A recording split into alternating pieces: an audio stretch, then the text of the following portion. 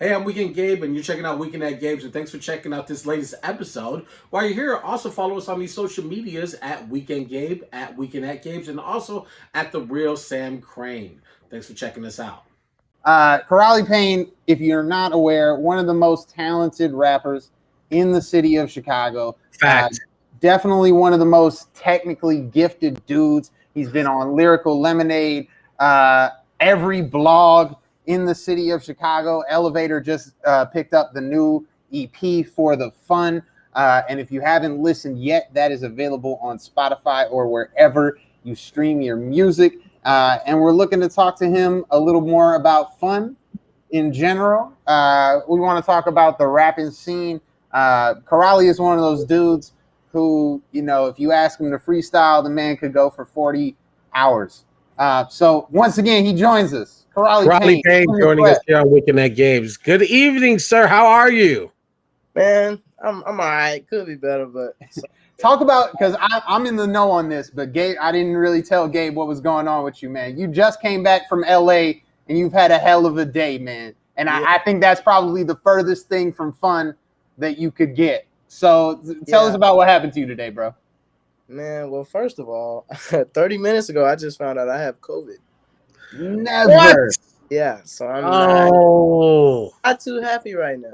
But, no, not at all. Yeah. How are you feeling?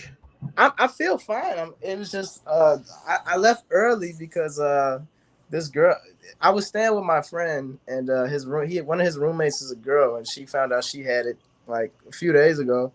But she was sick since Sunday, but she confirmed that it was COVID a few days ago. And she was talking about she didn't want to wear a mask in her house. And I was like, what the hell? So I just, I made sure I moved my flight up and I left a little bit early. And now I found out I have it. So. Oh, man. Yeah. That's awful. I don't know. I'm sorry. Oh, fine, man. It's fine. Other than that, Mrs. Lincoln, how was the play? You know, in LA, what were you up to? It was cool, man. I was really just doing a lot of networking, just moving around studios. Yeah. Meet some of my favorite artists. I got to hoop with one of my favorite rappers, so that was pretty cool. You want to keep that top secret, or you want to let us know? It was Saba. Oh, word. Can Saba ball? That's the question I have. Oh, but the thing is, it was hard to judge anybody because the rims we were playing on were doubles. So the rims were so bad, it was hard for me to even judge anybody's game because the day before we played on single rims and I was killing. And then we played on the doubles and I couldn't make a shot to save my life. Who's still making double rims? That's like I don't get why they exist. It doesn't make sense. I felt like those were like playground rims that they just made to piss off people because they're like, well, we got these leftover rims that nobody wanted. Let's give them to the kids. Seriously. And like, doesn't make any sense to me. But hey, well, is his handle tight at least? Like, you know, is rip ups? Have you seen him catch the ball? Handles. He didn't look. He had a decent like jump shot and whatnot. It wasn't like, you know what I'm saying. Yeah, we have to play. Next time I go out there, I'm gonna hit him up, and we're gonna be like seeing like Saba on the gram soon. Like, listen, I heard y'all talking about my dribbles. Thanks. It's just crazy. Yeah, LA was nuts. I saw a lot of people out there. Like, I saw Monty Booker. I saw Smino. I saw Wonder Girl. I met Wonder Girl. I got to talk to her. I saw Joy Badass. This was all in like 9-day period. Nice. Jay, who owns Selection, I met him. I talked to him. Yeah, it was cool. Wow. So for the fun is the new EP that just came out. It's fantastic. Sam did put me onto this and to you, and it's one of the more great things I've listened to this year. And like Sam said, like, you're one of the best rappers in the city, hands down. This isn't even an argument of what is it about this record that for the fun? Was it fun making this EP, or did you just want the listener to feel like they were having fun? What happened was the project actually took a turn. Like, when I first started it, it was called For the Fun because I wanted to simplify what I was already doing.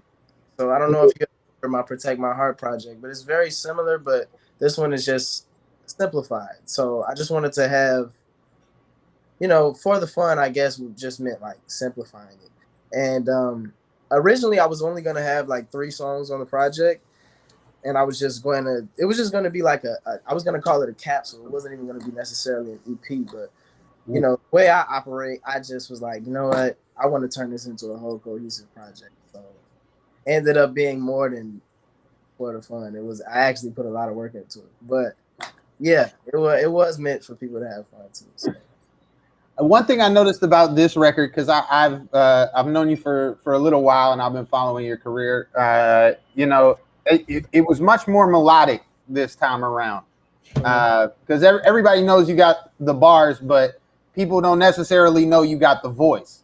Was that a conscious effort, or was that just it was more fun for you to be melodic? Well, I think I just got better because on Protect My Heart. Did you listen to Protect My Heart? Yeah, absolutely. Because Protect My Heart I feel like I was singing a lot on there. Like I feel like I just got better at it. Is that a mixing thing? Is that a like the engineers you're working with type thing? It's just experience, because I've been rapping for a very long time, and I didn't really start experimenting with my voice until about 3 years ago. And the first full-length project of me experimenting with my voice was Protect My Heart. So I think just with time and just learning, what melodies I'm good at, what harmonies I'm good at over the years, I think it all came to the light on this project. Like it was just years of progression. So I think that's what it is more than anything. Yeah, and I do have a lot of fun doing melodies and whatnot. Like most of the music I listen to has to have some type of melody. Like I like for you to be able to rap as well, but it has to sound good. And I feel like melodies just adds a different element. I thought the beat selection on this was otherworldly too. I produced it. Those are your beats. Yeah, I produced the whole project. That's incredible, man. Like it was like Pierre Bourne Jr., man. Like you were really out here. Yeah, man. I produced everything. The only thing that I didn't produce was the second half of Might Be, the switch up. The boom bap switch up. That was the only thing I didn't produce. So is that something that you're looking to do long term? You want to keep it in house as far as like these are my beats and my raps, or is it like there are people that you would be like, yo, if I could work with Monty Booker tomorrow, I'd be there. ASAP in a heartbeat. That's like my favorite producer. So, but there's other producers I work with. Like on my album, I'm definitely gonna have different producers. I don't know are you familiar with my group Outernet? I've heard of Outernet. I didn't know that you were a part of that. Yes, I am. So, honestly, that my album is gonna be pretty much produced by producers at Outernet. So that's pretty much all I work with. I'm open to other producers. I just haven't met too many producers that are capable of doing what we do. So I just been keeping it within our stuff. So it just seems like it's more easier for you to service your own sound than try to reach out, or no one's come close to what you have in your mind of what you can hear. Exactly. I get beats sent to me all the time, but it's just not what I want. And like my friends, Outernet, the producers, they're my friends. So they know me. They know what I want to do. They know what direction I'm going. So they know what to send to me. So it just works better. And then, for myself, I can make whatever I want to, whatever sound I pretty much want. Yeah.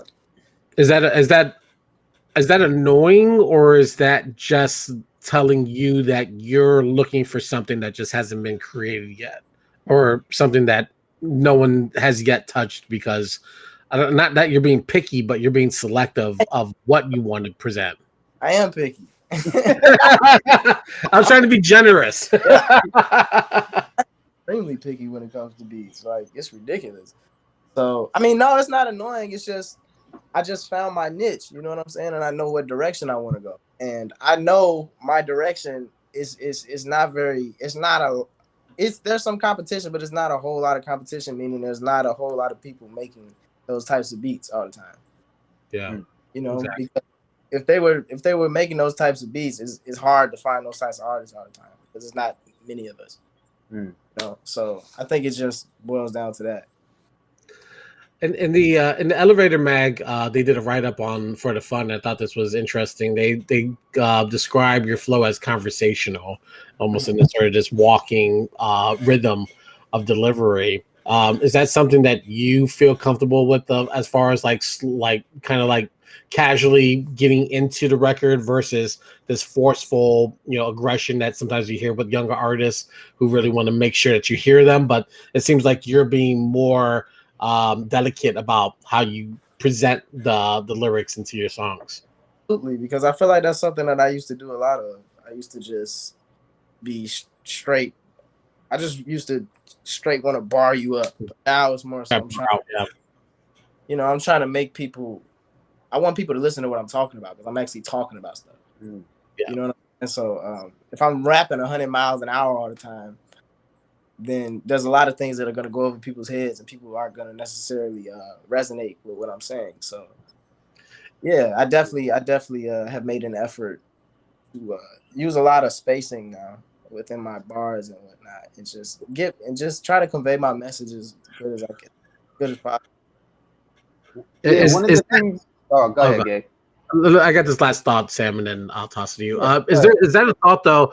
Because like you were mentioning, like artists, they come in and especially younger, like they feel like they have to show that they have this rapping skill, and that but sometimes they don't grow into being an artist, or and they have like all the tangible skills of stories and things that they want to describe, but they don't know how to like transition to making them more digestible, into a word that we used a lot with our last guest, but digestible. This part of the growth being an artist, moving in from being the battle rapper, rap to now like, okay, I'm gonna slow it down and start breaking down these songs so that they also have the bar level is up there, but also my writing is getting better and the structure of the songs is improving as well. Yeah. I care a lot about my rapping ability, but I care more about my song making ability, because your rapping ability alone is not going to get you like a #1 hit. So it's like, over the years, it took me years to find what direction I wanted to go, but I found it, and to me, I feel like it's working, and I've made a conscious effort to get good at making music. I feel like it's more important than being able to rap. It truly is. Yeah. My B is my shit. That's the song that I absolutely love. That's a fantastic record. I mean, they're all great, but that's the one for me. That's the one everyone's talking about. It's crazy because like I had no idea that was going to be the one everybody. I thought it was going to be the Nothing Like of Phases. So yeah, you never know, but that's the one that everybody's really talking about. So we're looking to shoot a video to that one. I'm actually dropping a video for Phases tomorrow. I bet. Yeah. All right, word. Yo, shoot me the premiere link, and we'll add it to this video when we put it up on YouTube for sure. I want to talk about some of these concepts that you talk about on the album. You touch on a little bit of meditation. You touch on growing up sheltered. But one of the things you say on the album is, "I am not my old soul." I really sheltered. That was just dude who was talking on the thing. Oh, word. That wasn't you talking on the thing. It's not. My bad. But one of the things you do say on the album is, "I am not my old soul." Explain what that means to you. Well, I started meditating consistently last year when quarantine started, and I just started when I started meditating, I went through kind of like a spiritual awakening type thing where it was like, I don't know, I felt like I was just on a high, and I just started to see the world totally different, and I just had this hunger for knowledge, and like I was able to gain this understanding of when I was operating from my ego and when I was operating from my soul. So when I say that, I'm basically saying like I don't operate the same way that I used to from my ego. I don't obviously the ego is always going to exist, but I don't let it run me anymore. Like I'm just not the same person that I was before I started meditating and all of that. So yeah, that's pretty much that. a lot of people really have trouble with meditation in like where do you even start with something like that? What was your process like getting into it for the first time? There really is no such thing as people convince themselves that they struggle, and like that's what basically that intro to phases was about. Because a lot of people convince themselves that they're doing it wrong, but you're you're not doing it wrong. It just is the mind is made to think. So if you try to sit down and turn your mind off, it's not gonna work like that.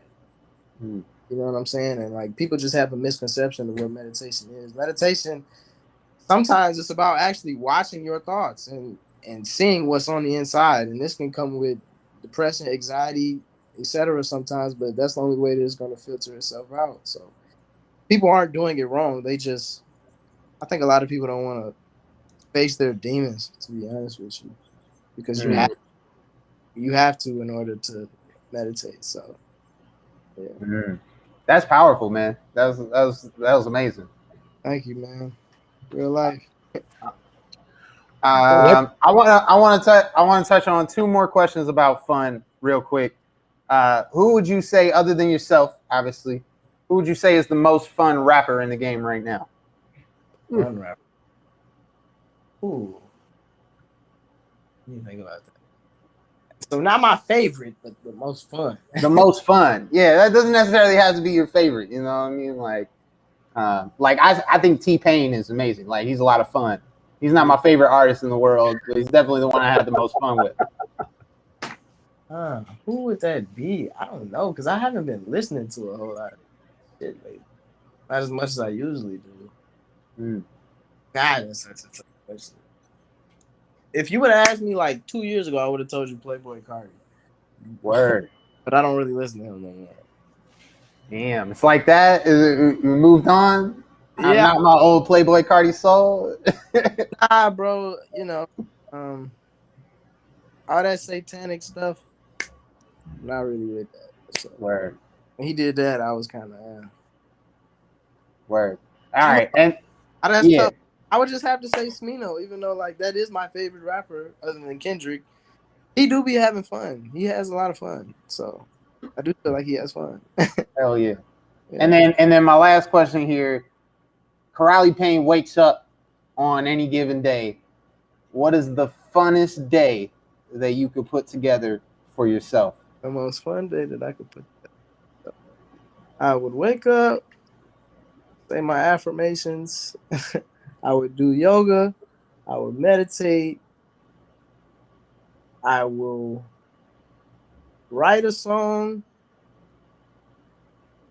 And later I will go out and probably kick it and maybe get drunk, because I still do like to do that. So yeah, just that's how I would go. Word. Simple thing. Yeah, man. What's this summer shaking out to be? I don't want to ask the stupid question of like what's next, because the new project is out there and people need to enjoy that while it's out there. But as far as like the summer comes, are you looking to return to the stage? Are you interested in doing live shows again, or are you gonna sit? I mean, obviously now you're now on the bench for a bit, but when it's time to come back, well, I'm not on the bench. I'm about to flood I'm trying to flood the market right now. That is my plan. I don't feel like taking any back seats. So I'm dropping this video tomorrow. I'm dropping a freestyle video on like the 14th or the 15th. I'm trying to shoot to Might Be and drop that by like the 29th to the 30th, hopefully. So I'm trying to flood, man. I'm trying to drop more music this year than I ever did. I posted on May 29th, I think it was, when I announced that I was going to be releasing something on the 14th, but I didn't exactly announce what it was. I said that I was not letting up until I got a few M's in my bank account, and that's what I'm on. So that's the goal. Yeah, I'm floating. Hell yeah. Well, but I mean bench, I mean you physically sitting down for a while after the news you broke today. I thought you were saying because like you drop something, now you're just gonna wait and let it simmer. No. I was physically talking about your health. You just oh yeah, I don't know about to do, man. Honestly, I'm so pissed off right now. I don't know what to do, dude. Oh well. It's It sounds like you're in great spirits despite your current situation, which is great news. I got one last question. I know we're in overtime, but it came up about freestyling, and I was recently talking or engaging with someone who was like, these younger artists, they don't really freestyle. That's not something they're interested in doing. I've seen you jump on Illinois radio and go on them. Sam mentioned that at any given point you can jump into a freestyle. What is it about the art of freestyle that keeps you either engaged or just kind of keeps the mind working? Well, what about it that attracts you to keep doing it? Because I know a lot of artists don't seem to enjoy it at all. I mean, to be honest with you, freestyling is it's like playing basketball for me. Some days you hot, some days you're not. Some days you're on. That was not all off the top. Let me say that. Nobody is rapping like that well and that fast off the top of their head. I don't even know if it's humanly possible to Right. grab those words from everywhere. Like I feel like as a rapper, we know when somebody's freestyling. Right. You know what I mean? We know instantly. The only people who've asked me if it were people who don't really rap. So yeah. But yeah, freestyling definitely keeps the mind going, and it helps you with writing too, because I mean you just write faster, you know what I'm saying? And, yeah, so freestyling is I would. Oh, good. Well, I was gonna say when we were doing radio in Chicago at Loyola on their radio dial, we would have these freestyle the first Friday. Sam, I think you guys jumped on this, right? Yeah, we have on. Saba's on there. Yeah, it was the freestyle first Thursday freestyle, and we'd have all these rappers, and we told people the same thing what you're saying. It's like, listen, if you don't freestyle, rap what you know. You're not famous enough that someone's going to call you out on your raps. Like it's cool. Like speak what you know. Even then, it doesn't matter. Like the best radio freestyles you see are often writtens. The ones that go up and go viral are often writtens, because the best stuff comes from when you actually sit down and write. Right. And it's like either way, regardless if I am or not, like 99% of rappers cannot go up to a radio station and rap 32 bars straight and rap extremely well. Like even when writing, most can't do that because it's a lot of pressure. So it's like, right. Well, I have this quick story, and then we'll let you go. But this one guy came up. I told him exactly the same thing. Like, rap what you know. Mm-hmm. Be comfortable. Yeah, exactly. You're good. And I knew that. I knew that on like the back of my hand, so I was ready. So this guy, he brings his girlfriend up, right? And she kind of has like a whole attitude about it. And I'm just like, all right, just chill here. You can watch everything from the booth.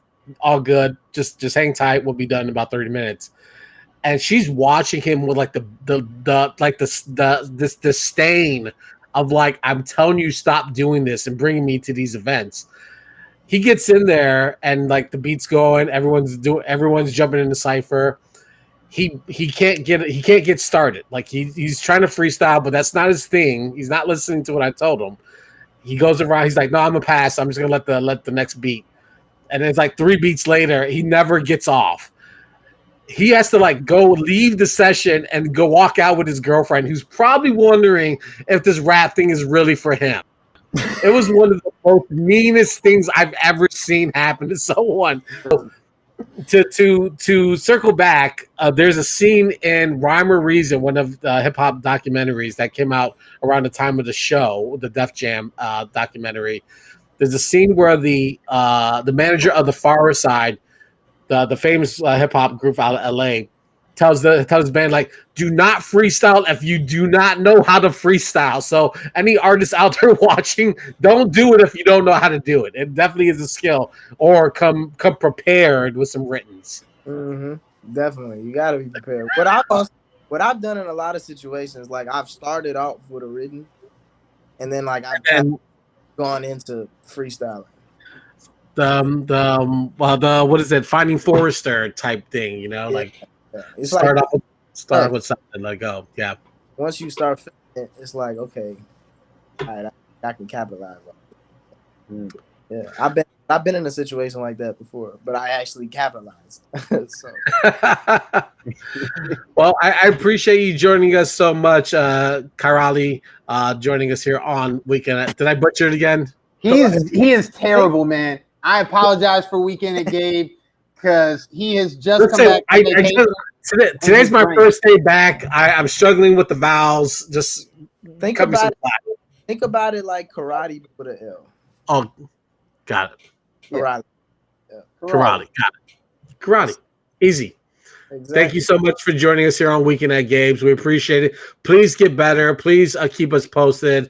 We are definitely, want to make sure that you're doing fine and that you're out this summer. And we look forward to all the new releases that are coming out tomorrow and then in the weeks afterwards. The new project for the fun is absolutely phenomenal. Go put it into your playlist wherever you get your digital music from, or if you're even cool enough to afford it, go buy it and put some money into my man's pocket so he can get them ins in his bank account like he deserves. Thank y'all for having me. I appreciate it. All right, enjoy the rest of your evening, man. Take care of yourself. You too, man. All right, that's going to be our time here on Weekend at Gabe's. We had a good show tonight. I think so. Our return show. Yeah, this is the first show back. I'm finna come over to your house tomorrow with a bucket of cold water as soon as you wake up and bow, Gabe, back to work. Bow, Gabe, wake up. Listen, the alarm clock is enough, but I appreciate the effort. Do we have anything scheduled for Thursday, or we're still working? We may have something scheduled for Thursday. I'm not sure. Right. I will check the books. All right, keep us posted on our social medias for all the updates for Thursday night show here at 8 p.m. on Twitch TV and wherever you're getting us from, and watch us and stream us on YouTube as well. Weekend at Gabe's, The Real Sam Crane, all the social medias for all the original content that we're putting out there like wildfire. We are working. Sam, thank you so much for tonight and for holding us down. That's going to be our show. Don't forget to share, support, and show love. That's all we ask for everyone. Let's get this show up and moving and get into some bigger numbers. Have a good night, everyone. Peace. Hey, I'm Weekend Gabe. Thanks for checking out this latest episode of Weekend at Gabe's. Click on any of the links swirling around my head and also hit the subscribe button while you're here. Thanks for checking out us here on YouTube.